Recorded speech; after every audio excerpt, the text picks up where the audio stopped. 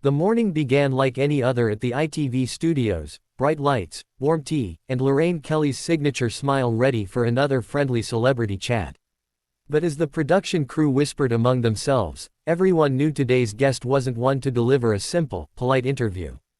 Ricky Gervais had arrived. He walked into the studio with his usual smirk, hands stuffed casually in his pockets, an energy that instantly shifted the room. The crew greeted him with nervous hellos, partly excited, partly terrified. Ricky had a reputation for blunt honesty, and Lorraine's team had spent the last 2 days preparing for unexpected moments. Still, no one imagined how quickly things would escalate. Lorraine took her seat, smoothing her cue cards, sipping at a mug of tea decorated with her show's logo. She glanced toward the entrance curtain. "Showtime," she whispered. The cameras rolled. "Good morning," Lorraine announced brightly. "We're joined by the brilliant, hilarious Ricky Gervais, comedian, writer, actor, really, all the things." Ricky sat opposite her, crossing one leg over the other. "Morning, Lorraine. Lovely to be here, though I have a feeling you're going to get me into trouble." The audience laughed. Lorraine smiled, unaware that she was only minutes away from the moment she'd regret inviting him. "So, Ricky," she began, shuffling her cards, "your new documentary has stirred up, well, a bit of controversy." Ricky leaned back. "Controversy? In this country? Never." He spread his arms. "We love complaining. If there was a national sport, it'd be outrage." Lorraine chuckled, trying to keep the mood light. "Yes, well, some viewers felt your comments were, let's say, a little too harsh." "Oh, please," Ricky said. "Harsh is when someone steals your wallet. Joking about life. That's therapy." The audience clapped, but Lorraine's smile faltered for the first time. She pressed on. "Still, you've been accused of crossing lines. Do you think comedians need to be more careful these days?" Ricky's eyes lit up, the spark that always came when he sensed a debate. "Careful? Absolutely not. Comedy is meant to be honest. If we start tiptoeing around every topic, then what's the point? You may as well replace comedians with cardboard cutouts." Lorraine shifted in her chair. "But don't you think there's a responsibility?" "Responsibility?" Ricky cut in. "I'm not a politician, Lorraine. My job isn't to tell people how to behave. My job is to tell jokes."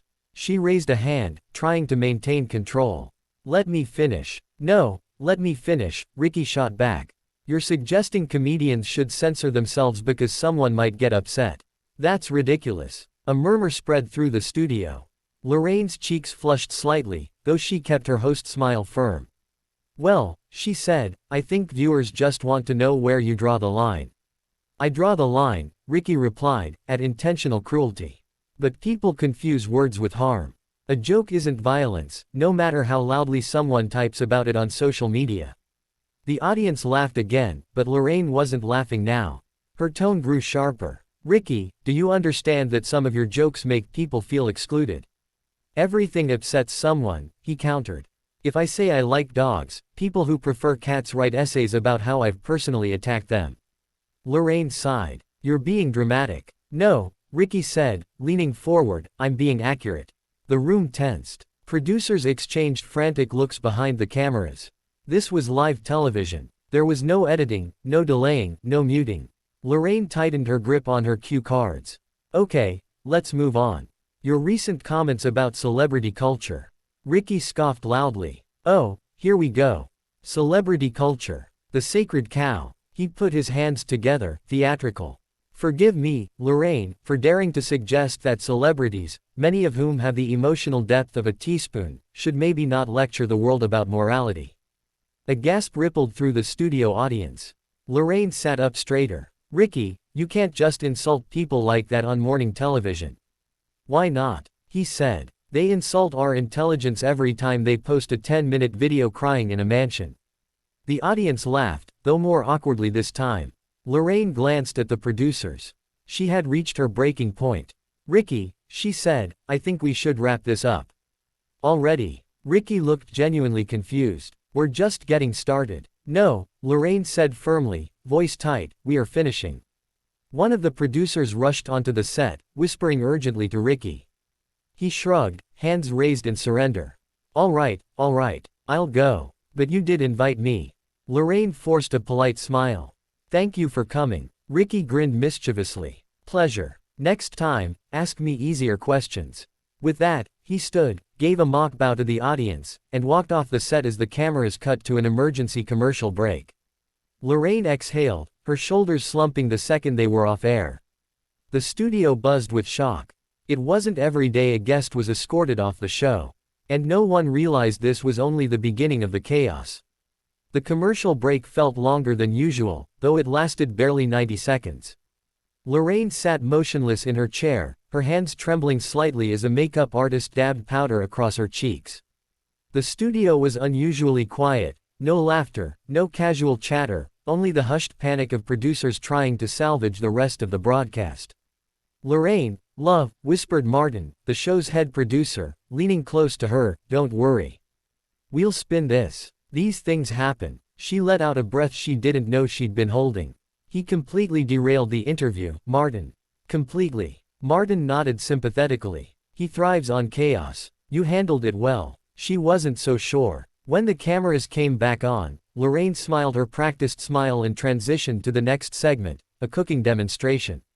But even the poor chef, whisking batter at high speed, couldn't pull focus away from the shock hanging over the studio. Viewers at home could sense something had gone wrong, social media certainly could. Comments were pouring in by the second. What happened between Ricky and Lorraine? Did he really get kicked off?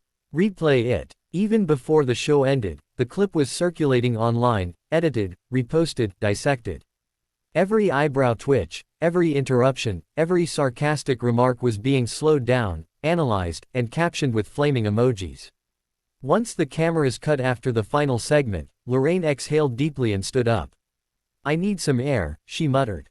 She stepped outside the studio doors into the corridor, where the cool air from the ventilation system brushed her face. But peace didn't last long. Her assistant, Nina, came running toward her. "Lorraine," she panted. "You won't believe this." "I would like to believe nothing for the next 10 minutes, Lorraine groaned. Nina held up her phone. "Ricky has already tweeted." Lorraine's shoulders sagged. "Of course he has. What did he say?" Nina read aloud. "Great fun on Lorraine Kelly's show today. Apparently honesty is now a removable offense. Tears of joy #worth it." Lorraine closed her eyes. Oh, brilliant. Just brilliant. By midday, every news site had latched onto the story. Ricky Gervais escorted off live TV. Lorraine Kelly cuts interview short after heated clash.